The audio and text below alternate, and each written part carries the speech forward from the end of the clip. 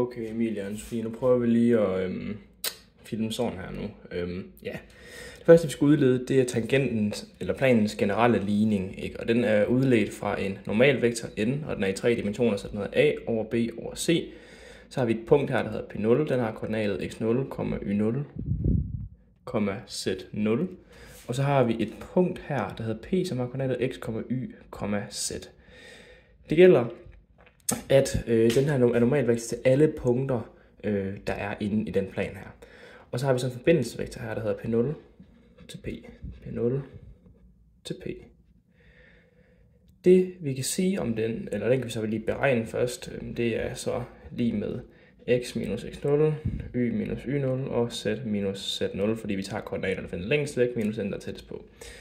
Vi ser, at P0P den er ortogonal med normalvektoren, så det betyder, at deres skalarprodukt P0P, ikke sådan der, den er, deres skalarprodukt med 0, så vi kan prøve at prikke dem, og så får vi så, så får vi den her koordinat, så har vi vores A, så prikket med den her koordinat, så den prikket med den gange den, x minus x0, plus b gange y minus y0, plus c gange z minus z0 er lige med 0.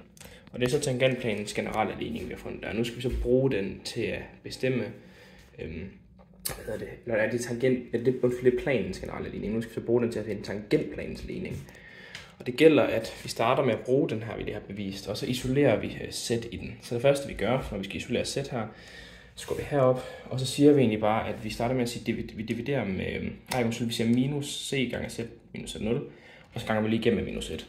Så vi får, at c gange z minus z0 minus a, lige med minus a gange x minus x0, så skal lige få med der, minus b gange y minus y0. Så kan vi se, så skal vi dividere med c, så vi får nu, at vi har vi så z minus z0 er lige med minus a divideret med c gange x minus x0 minus b over c gange y minus y0. Og så skal vi lige have z isoleret, og så plusser vi med z0 nu, så vi gør bare lige sådan der. Z plus z0. Den her laver vi lige 2 streger over en lille stjerne med, for det er den, vi kalder vores guldlinje, som vi bruger igennem hele beviset.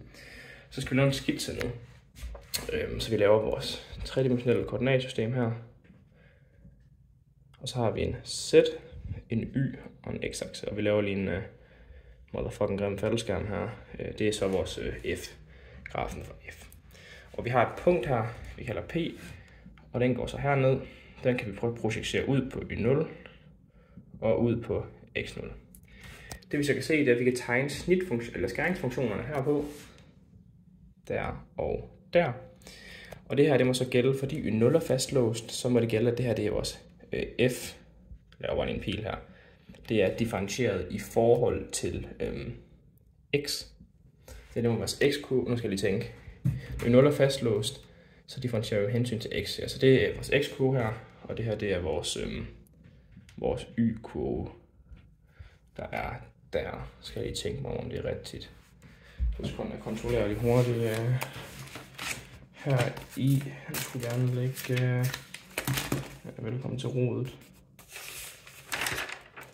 Jo, det er rigtigt. Skide godt, så lader jeg noget forkert. Så har vi den skitse her.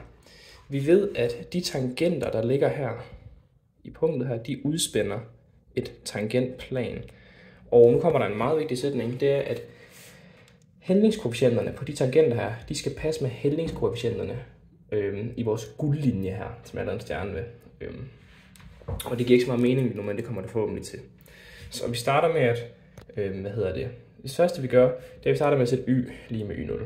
Y er lige med y0. Så laver vi lige en kasse rundt om det, for det er det, vi gør nu. Det gør vi i den her op.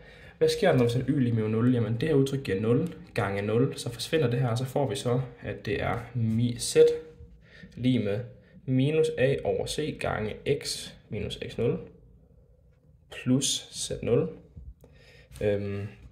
Og så kan vi så også lige tegne vores, nu skal jeg tænke, hvis det var så for vores y er lige med 0, så fastlåser vi y0, så vi kigger lige nu på vores, hvis vi ser den fra siden af, z og x-aksen her, fordi når vi fastlåser y0, ikke, så er det så vores x-kurve, vi kigger på her, og når vi kigger på den, så kigger vi ind i den her retning, så det er zx-aksen, så set fra siden af, så er det zx-aksen herude, så vil vi se, så har vi vores figur, der ligger sådan her.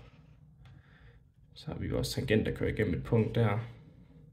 Og det vi kan genkende ved det udtryk, vi har regnet ud her, det er jo lidt ligesom sådan en lineær form, hvor vi har a gange x plus et eller andet z0. Så vi siger her, at vi har minus a over c. Det må være lige med hældning på den tangent, der kører igennem her. Og det samme kan vi så sige, at fordi det er vores, så svarer det til, at det er, nu skal jeg lige hurtigt se mine noter. Jo, så svarer det så også, fordi det er vores x-kurve, fordi y er fastlåst, så det x-kurven, det svarer til den partial afledte på hensyn til x, der er restraheret til punktet x0, y0. Så vil sige, punktet vi har her, det svarer, fordi den partial afledte, det svarer jo til at finde tangenthældninger på grafen. Nu har vi vores x-kurve her, og den er restraheret til tangenthældningen i punktet x0, det punkt vi definerede her. Så det vil sige, at dem her, de er lige med hinanden. Tangenthældningen her er lige med den her. Så stemmer de overens. Så gør vi det samme nu, så vi bare x er lige med x0.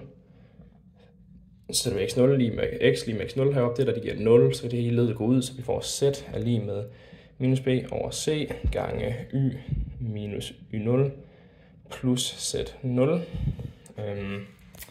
Og det vi så gør nu, det er, så ser vi jo, så er det selvfølgelig vores y-kurve, vi kigger på, nu kigger vi ind på den her vej. Så betyder det, at vi har et z og et y-plan her. Så vi laver den sådan her. Så har vi z y-plan. Den kører sådan her, og vi har igen den samme situation, hvor vi har en tangent, der kører her. Og vi ser, at hældningen her hedder minus b over c.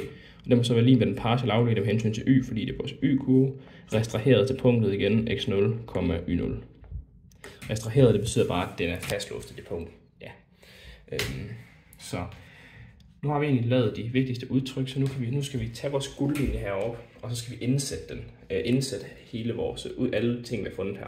Så nu skruer jeg det lige op igen. Jeg skruer lige guldlinjen op hernede, så er det lidt nemmere at se. Så z er lige med minus a. Nu transkriberer jeg bare lige den, der står heroppe. AC gange x minus x0 minus b over c gange y minus y0 plus z0. Så overfører vi de ting, vi har fundet her, så vi ved, at z, det må være lige med minus a over c. Det svarer til den partial afledte med hensyn til x i punktet x0, y0. Og det skriver vi bare som vores funktion differentieret i forhold til x i punktet x0, y0. Så det er det, der svarer til den her. Så gange det her led her, x minus x0 plus minus b og c, det svarer til den partial afledte med hensyn til y, så vi skriver f af y x0, y0. Så tager vi så den der svarer til den der. Så har vi så vores gange y minus y0. Og til sidst, så har vi en z0. Og fordi vi har en funktion af to variable, f af x, y, så spytter den en z-værdi ud. Så det svarer bare til, at vi tager f, så det her det var z0, så det svarer til, at vi tager f af x0, y0, giver en z0. Så tager vi sådan f af x0, y0. Og dermed er den bevist. Og jeg sender også lige billeder af tavlen.